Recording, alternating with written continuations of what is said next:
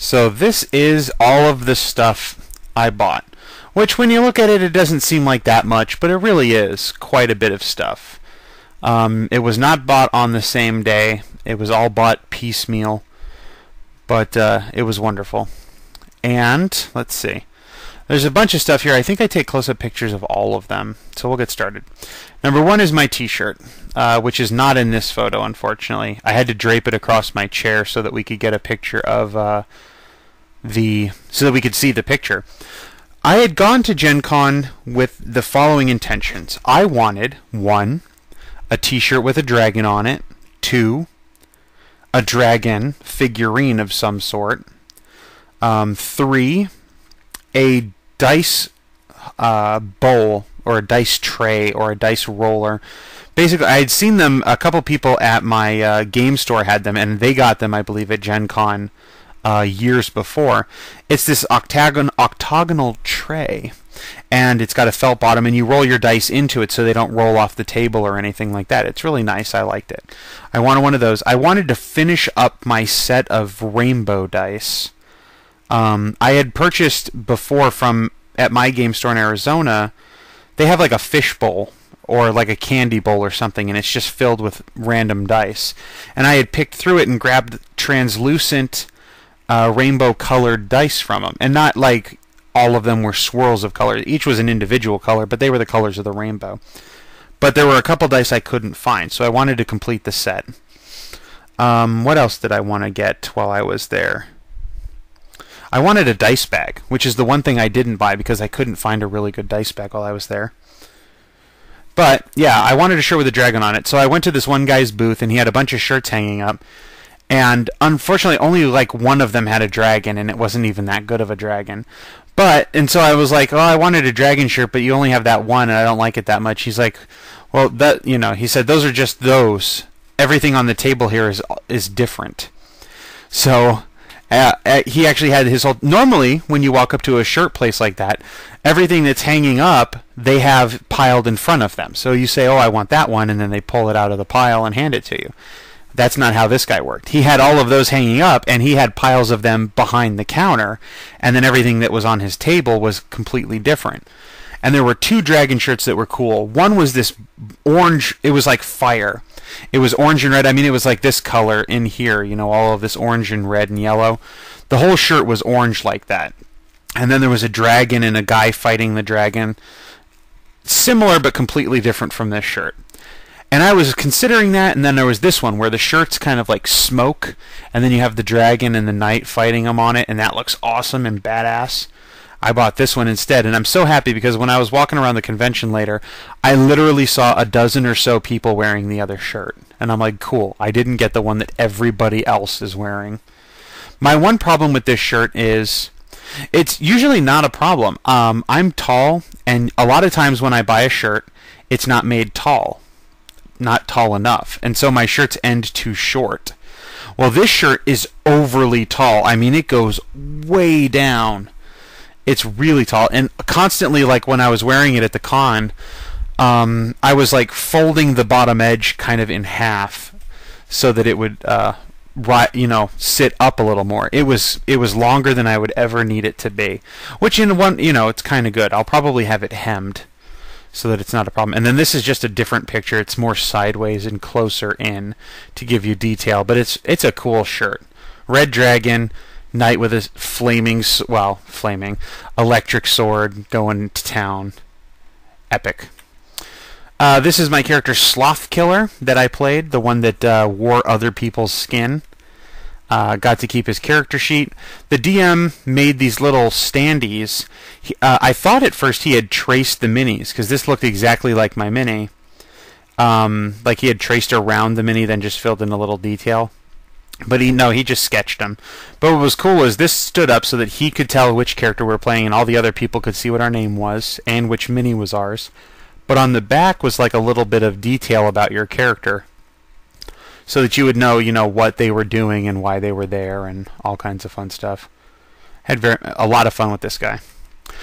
I wanted a dragon statue. Now, this came back a couple of years ago, years and years ago. Wizards of the Coast had these premium D&D Icons minis. They had a miniature war game and everything, and they sold minis that went with it. But these were big, like gargantuan and colossal minis, which are the two biggest size categories in Dungeons & Dragons. So these were the biggest minis you could get. And when they first came out, they were awesome. Like, they had a black dragon, and it was wonderful. I loved the way it looked. I bought one immediately, and then I gave it to my brother. And then I bought another one, and then I gave it to my cousin. And I don't have one. They had one at the con. I think when they were brand new, they were either $20 or $40. It was $200 at the con, because they were collector's items essentially.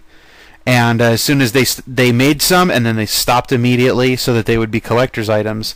And so now if you go on eBay and stuff, or even Amazon, they go for $100, $200 some dollars each, which sucks, because I don't care about the game. I don't care about collecting it. I want it because it looks awesome. The Colossal Red Dragon is the same thing. That is a truly gigantic mini. I mean, the word mini doesn't even describe it. It's like the size of a basketball. And they had that at the con. I think theirs was $300 for that, but that guy was expensive to start with.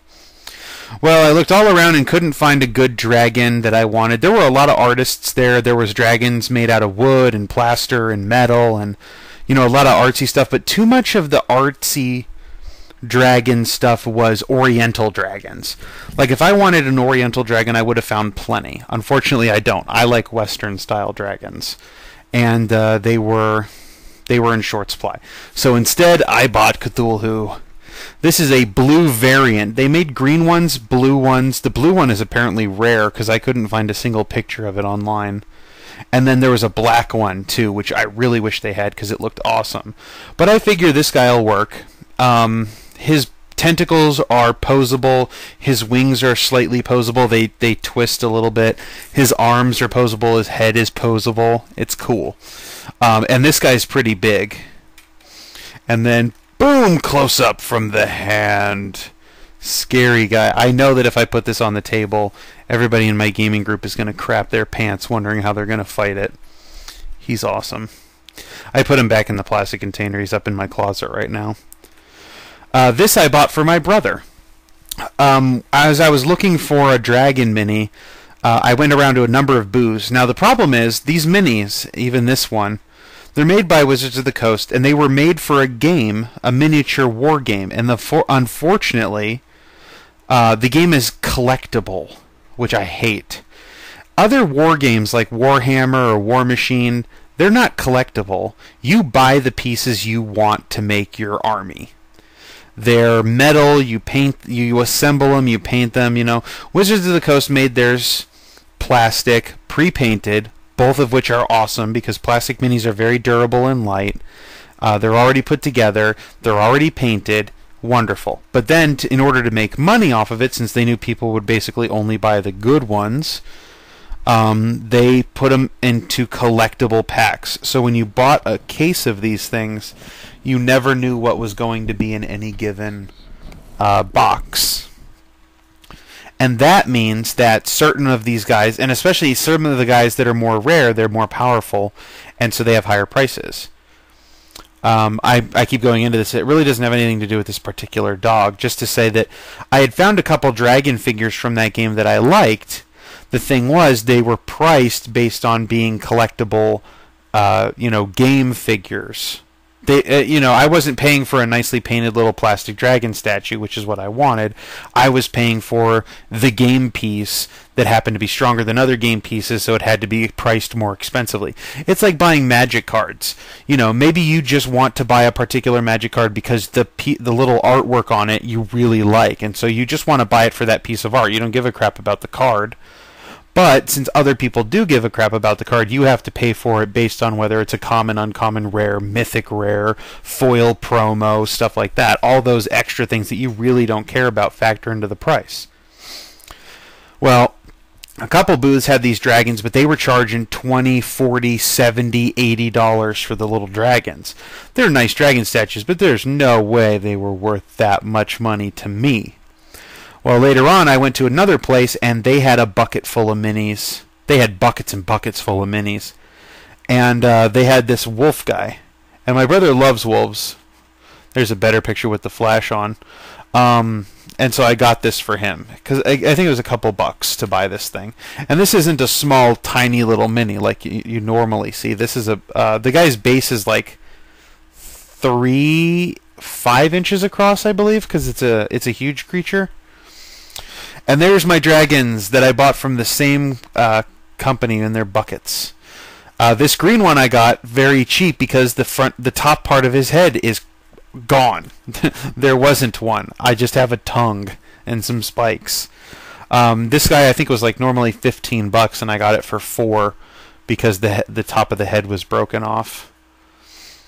He's cool. He's a green dragon. That one didn't come out very clearly, did it? This is, I think, an iron dragon, something like that, or no, this is a gray dragon. This one's the smallest of the figurines. The wolf and this guy are kind of about the same size, but they're both very solid hunks of plastic. Then I have this one I bought because it was a black dragon. The morning that I had picked up the rest of these, there was one of these sitting over in a different case, the same company's stand, but a different case, and I thought it said $8 on it, whereas the bucket that this guy was in was $10 each. So I decided I wouldn't buy it, and I came back later, and the $8 one was gone, and I found there was only one left in the $10 bucket, so I bought him.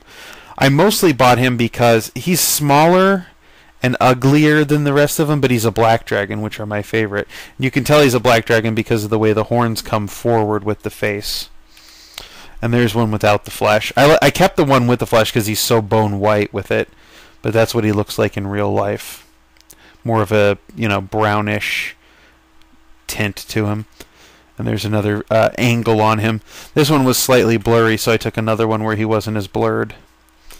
This one, unfortunately, I've got two pictures here where they're both. This one's straight on and slightly blurry. This one's slightly to the side. I got this guy for $15, which seems like a lot. He's a pretty big guy. If you make a fist, his wing is about the size of your fist. So he's a pretty big figure.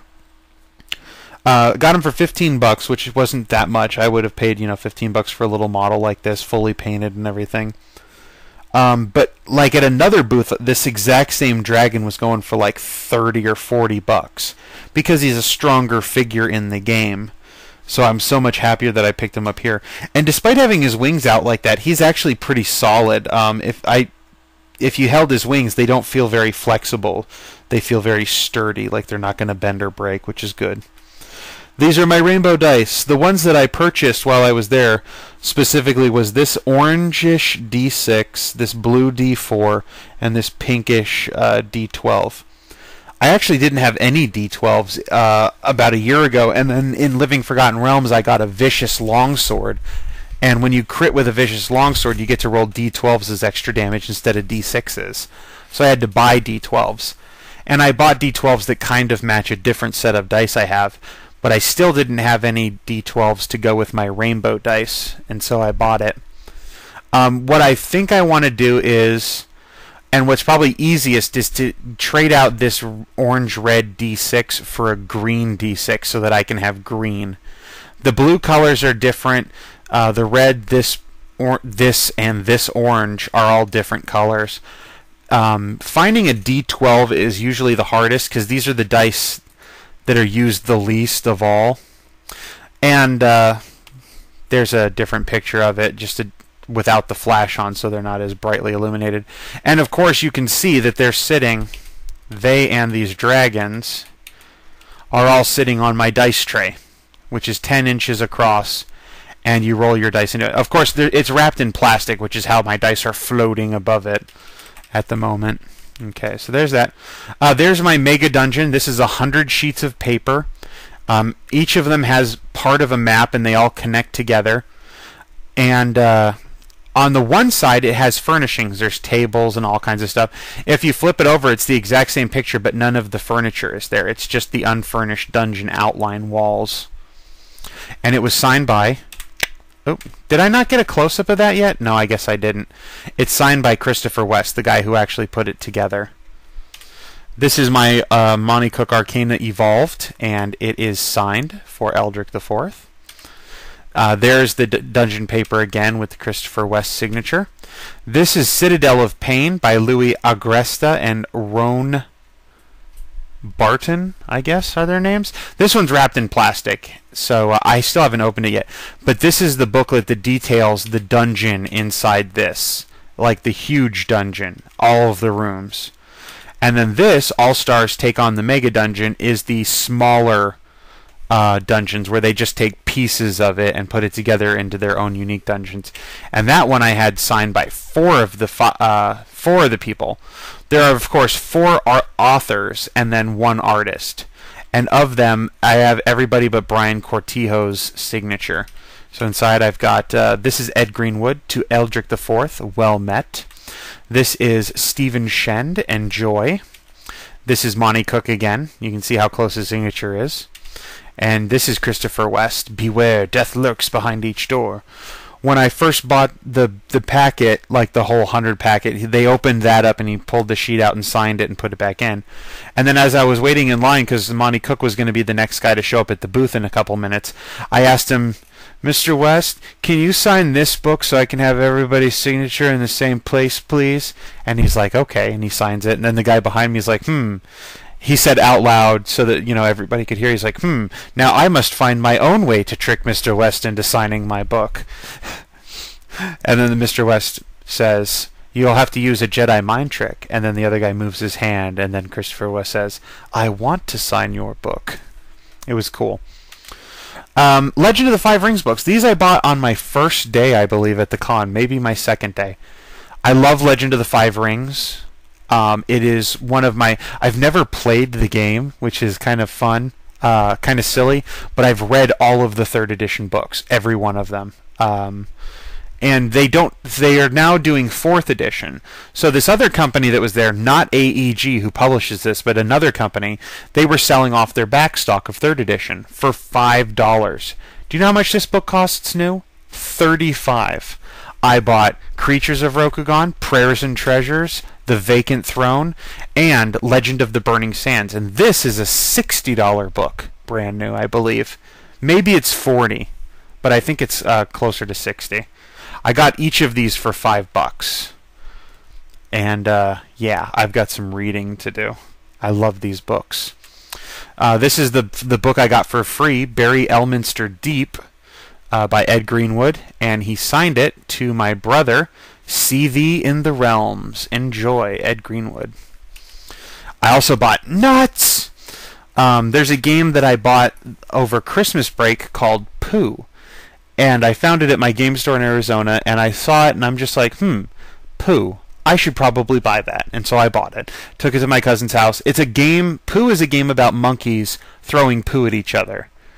And the goal is to have get the least poo on you, which was fun. And in that game, at the bottom, there was a promo card that said, Nuts. Get your hands on them. January 2011. I said I need to buy that game. Well, when I was there, I found the Pooh guys, and they had Nuts there. And they said, Nuts, do you want to play with them? And I said yes. And so I bought my Nuts. This, unfortunately, I tried. There were like 6 and 7 pictures of this. I could not get a single one of them to come out clear. They were all blurry, and unfortunately, I was supposed to put this. I'm stretching my headphones all the way across my room to get to the complete other side.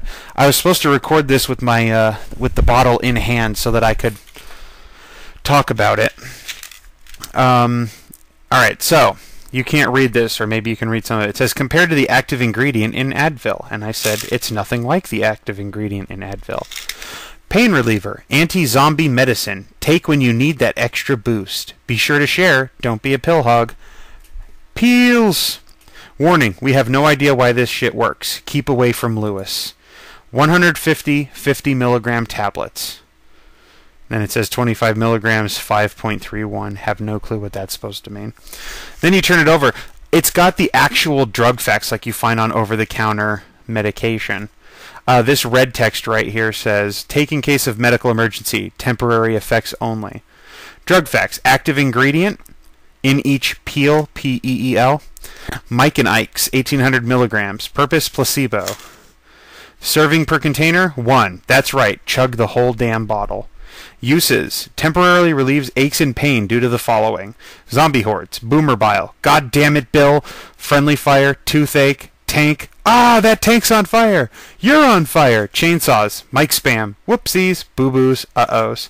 Warnings: ask a doctor before use if you have any of the following conditions: a working liver, acute color blindness, leprosy, Batmanitis, the gum disease gingivitis, kinemortophobia, which is fear of zombies, death, giant robot arms, 56K modem.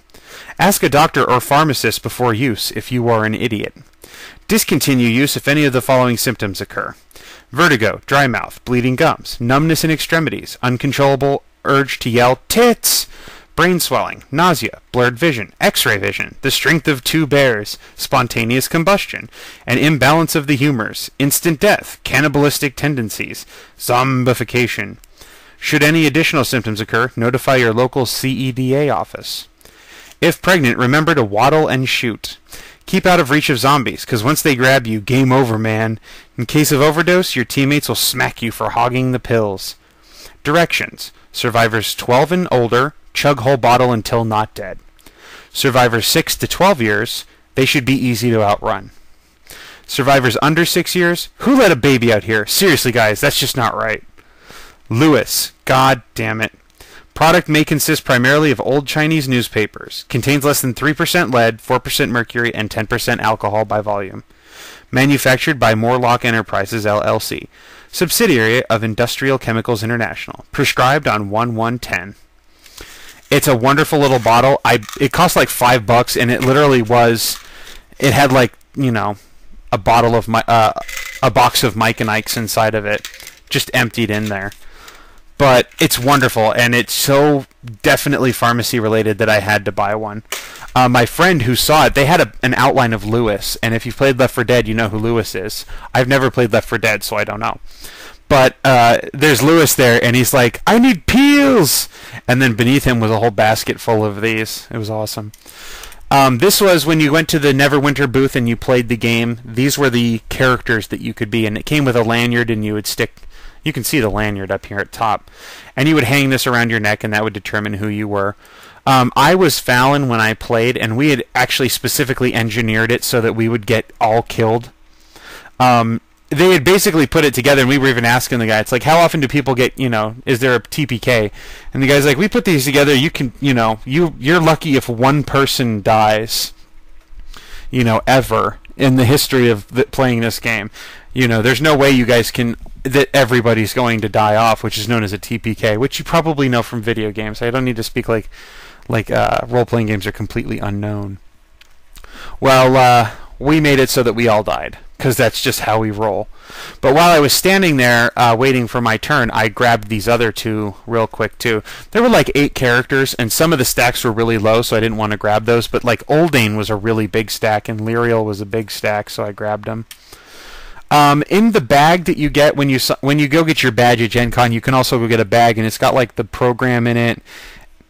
Excuse me, and some coupon books and stuff like that. Well, you also get a free little deck of Magic cards. I got Gideon Jura, and then my friend got Chandra Nalar, but he doesn't play Magic, so I took it from him. And then I also, these are some other minis I bought. Couldn't get a good picture of this one. This one's a Badger, which is very useful to have around, because a Badger is one of the first level summon monsters. And then I got this Troglodyte guy, who's just pretty cool looking. And then one of my favorite ones I was walking around the vendor hall, and some lady in nurse's scrubs came out and asked me if I'd like to play a game. And I said, sure. And the guy was already demoing it with someone else, and the guy looked exactly like this. He was holding a human heart and everything. No, she was explaining the game to me and saying, he's an actual medical doctor, no joke, and he put it together and it's all medically accurate. And I'm like, well, that's great, because I'm a pharmacist, and I was wearing a pharmacy T-shirt, not the awesome one with the 2 snakes, but the Dr. Seuss one that says 1 pill, 2 pill, red pill, blue pill, and it was cool. I sit down and play this game. What happens is, it's the card game of medical malpractice. You're dealt a hand of cards, and your cards are all treatments of various kinds, different drugs, different procedures, and stuff like that. And then what happens is you flip over a card from the patient deck. Now with mine, I flipped over a 2-year-old who needed a vaccination. She was coming into the office for routine vaccination. She's 2 years old. Well, the treatments that I had in my hand were a blood transfusion and a kidney transplant. So essentially, this 2-year-old girl comes in. Her mom brings her in for her. We're just gonna say, her measles, mumps, and rubella shot, and I give her a complete blood transfusion and a new kidney. And the point of the game is to somehow manage to cure as many patients as possible, because each treatment that you use gives you money. You get to charge the patient money and a copay, and you want as much money as possible before you kill so many people. Each time you kill a patient, you gain infamy, and when your infamy gets too high, the townsfolk break into your office and hang you or something. So you want to get as much money as possible and then escape to Switzerland with your bank account intact before the people come in and get you.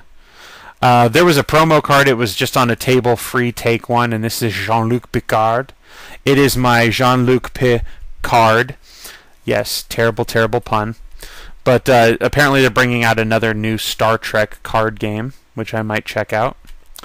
And then I grabbed one of the Jesus for the Win. This is like a little Bible, basically. But they had this whole little game church booth where there was Christian gamers. Some people, I don't know how they got the T-shirts, but they had T-shirts that said Jesus loves gamers or something like that. And there were a whole bunch of people walking around the vendor halls with them on, I could see. And then there was Dungeon Bastard. I actually know this guy. He's on. You can go to dungeonbastard.com, or you can go to see him on YouTube. But he does these little videos, comedy videos about Dungeons and Dragons.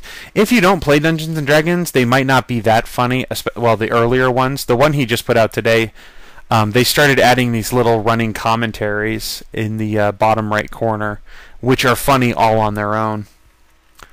Then I got a Gen Con die. This is just a commemorative die. And True Dungeon.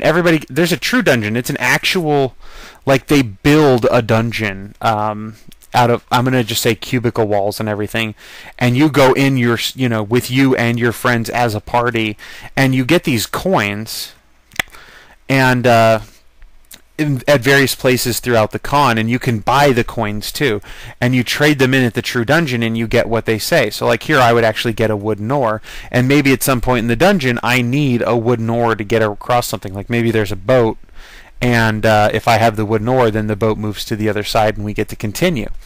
And I never got to go. I wanted to. Unfortunately, I didn't get to go this year to the True Dungeon. But this is the coin that comes for free in my bag. And then that's just the program where all the stuff, it details all of the different events and has all the maps and stuff in it. And Rift, the last thing. Rift, I guess, is an online MMO, and they were one of the sponsors for Gen Con. If you paid attention earlier with the Monty Cook, when he's signing the book, he is wearing a lanyard with Rift on it, because that's the one that they gave out to everybody for their badges. Well, I got a free copy of it. I don't want it, and I'm thinking about giving it away. I'm trying to come up with the details of how I'm going to give it away, but I certainly am not going to play it, so I will give it away to people, and that's just the picture on the inside. Now, all these other pictures, you'll notice, like in a lot of them, there's the glare from my the light in my room. Well, in this one, this is actually in the pamphlet. This is not the glare from the light in my room. It's just that bright inside of the actual the game box. You can just barely make out the crease of the game box right here. Put together pretty well. And that's, yep, now we're back to the beginning. So that's it. Yep, this video went long, but I wanted to do all the swag in one go. Till next time, bye-bye. Actually, no, I want something cooler. And until next time, may you always roll a 20. Bye-bye.